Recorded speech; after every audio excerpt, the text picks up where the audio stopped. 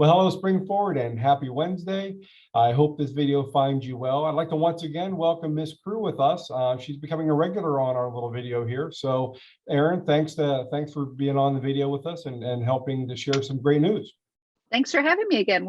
I shared with you not too long ago a student spotlight and a staff spotlight, and I'm going to kick it back over to you to share with everybody else that good news. That's wonderful. I'm happy to do it. We're very excited to mention Suniti Srinivas. She is a Spring Forward junior in the choral department, and she is very, very excited to announce that she's a 2022 National Young Arts Finalist Award winner in the Popular Voice category. Absolutely, congratulations, Suniti. This is one phase of the journey. In this first phase, she was identified as a finalist. Other categories included honorable mention and merit. That means she now moves on to the next level where she can be identified as a level 3, level 2, level 1, gold or silver finalist, which comes with a very nice monetary reward. Only four musicians in the state of Pennsylvania have been identified for this honor. So we're very excited for Suniti and her family, and we look forward to hearing more about that. Second, for our staff spotlight this week, we want to congratulate Jeff Moyer. He's a Spring Forward School District 5th and 6th grade health and phys ed teacher. He accepted an award from the American Heart Association for being a 2021 top fundraising school in Montgomery County on behalf of the 5th and 6th grade school community. In addition to being a top fundraising school in Montgomery County, the American Heart Association recognized Mr. Moyer and the Spring Forward Area School District for being the 4th highest school district contributor in the nation. So congratulations, Jeff. We're helping a lot of people, and we really appreciate all the efforts that you've done to promote Spring Forward and to help support students, both in and out of our community. Great job, Mr. Moyer. We really appreciate you. Mr. Rizzo, in the weekly update this week in the email form, you do include a message, a letter to our school community addressing online rumors that we've been hearing about locally, but more so nationally this week. Rumors that are picking up online on social media sites that our parents and students have shared with us. And I know we're going to have an expert coming in a moment to talk about how we handle these type of situations here at Spring Forward. But being that this letter's from you, can you talk a little bit with our community about why addressing this is so important? Absolutely. So I think it's first and foremost, it's important to say that your children, our student safety is of the utmost importance to each and every one of us here at Spring Forward. So we are currently in the midst of some trends that are out there that are non-desirable through various social media means.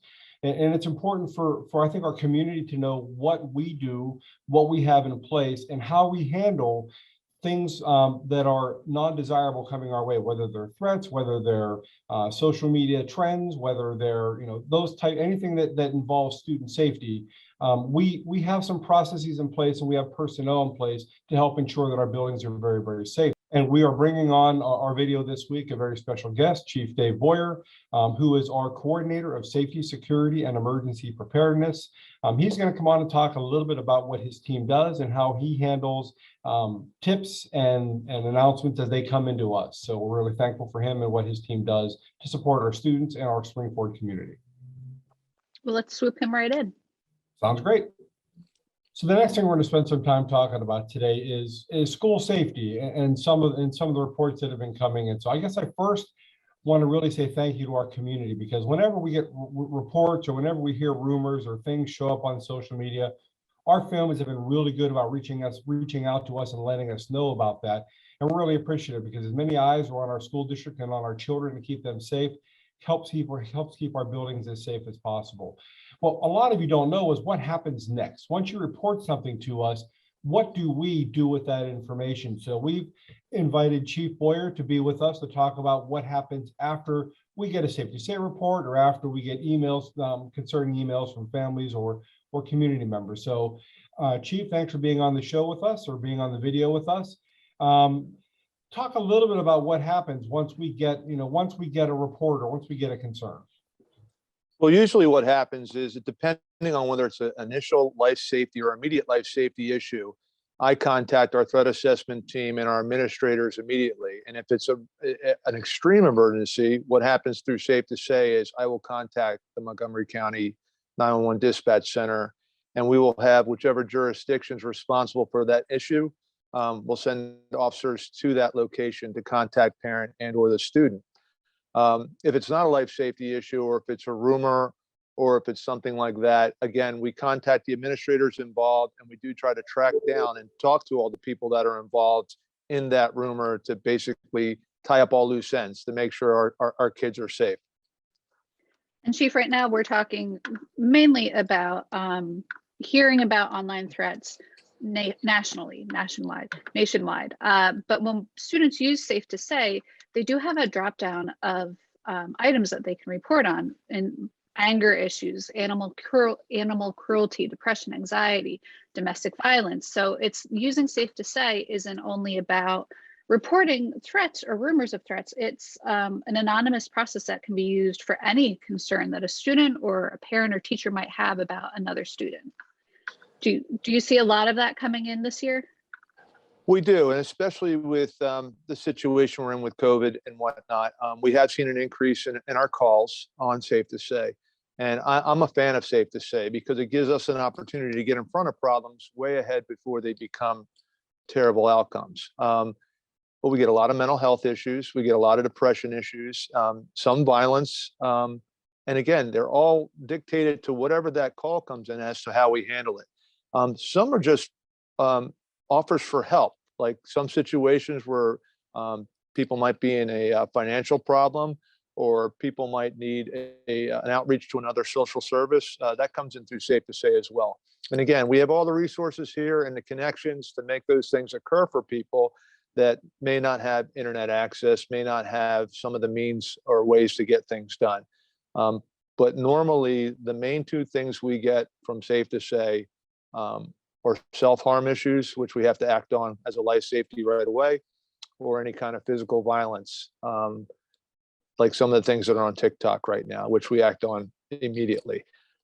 Again, it's just an information sharing resource. And again, it's 24/7. We're in a situation where we would rather hear whatever you may think is occurring and not hold back, and be able to, work on those problems instead of finding out after the fact. So again, it's an anonymous way to get us information so we can help people. That's what we're looking for, is to help people and to stop things happening before they do. And I guess I'd like to follow up on that a little bit, Chief. I know oftentimes in Safe to Say, when somebody makes a call, they're referred to as an anonymous tipster. And oftentimes the Safe to Say folks will ask follow-up questions of that tipster. So if you make a tip, if you have a concern and you submit something to Safe to Say, it's not a bad idea to check back and see, because there might be some follow-up questions that the Safe to Say folks might have. And any information you can provide to help us narrow down maybe what some of the concerns might be will be helpful. Yeah, there's a communication block on both sides where I can talk to, any of our team can talk to the tipster. Some of the people that are the ones that take the calls, they can talk to the tipster. And then there's another communication block that is just for team activities, so we can coordinate things faster. So far, I'm going to estimate we've probably had in the area of about 350 tips since it started. And I've only gotten to talk to 2 tipsters for any kind of refined information. So again, if you're making that decision, which is a brave leadership decision, and we appreciate it, give us as much as you can give us. At that point, once you make that decision, you're helping us help them. And with Safe to Say, they can include screenshots if they see something online.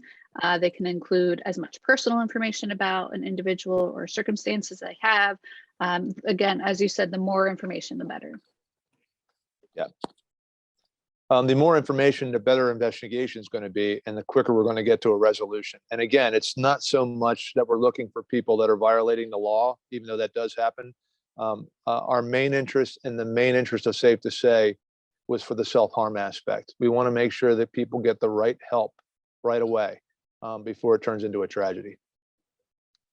Well, Chief, we don't usually have you on, so do you want to take a minute to sort of brag about your department? We all Wow. take for granted, we know who's here, we know who's protecting our schools, but why don't you go ahead and give your department there a little plug? Okay, well, awesome. Luckily, we have a school police department. Everybody knows that. And we have very specially trained officers that work at different schools and different locations. And again, it's all for the different age groups, they've been trained up. So what we provide mainly and mostly is a security force to protect our students and staff and our visitors that are here on scene. And that is a luxury in the state of Pennsylvania. We're also trailblazers for that. Because I do firmly believe that if we have the right people at the right place at the right time, we're probably going to mitigate many, many problems that other school districts may or may not have. So again, you have to hire the right people. We have an excellent staff.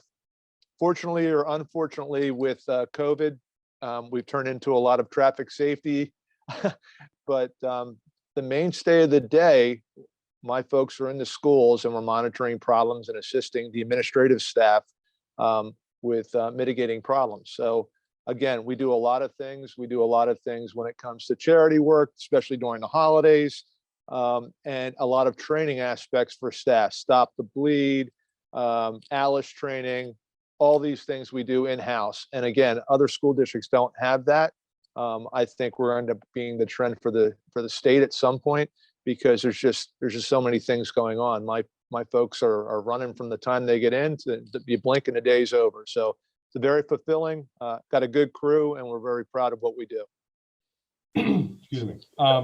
So yeah, we're really excited and proud that we have a police force. Not that we have the force, but the people on the force who really see, you know, the SRO position or the school police officer position is a special one, because you know, a lot of what we do is form connections and you know, they immerse themselves into the community and into our school community to get to know our students and to let them know that we're there, that they're there to help. And we've got a great team of people that are singularly minded on helping students, which is fantastic. So so we're really thankful for our Chief Boyer and our police department. Absolutely. Chief, we appreciate you coming on and spending some time with us. Thanks for providing a little bit of an insight into your department, what you do, and what you provide to our community. Thanks, boss. You got it. And folks, that's it for this week's weekly update. I want to thank you all for tuning in. Have a great day. Have a great holiday season again, and we'll see you next week. Take care.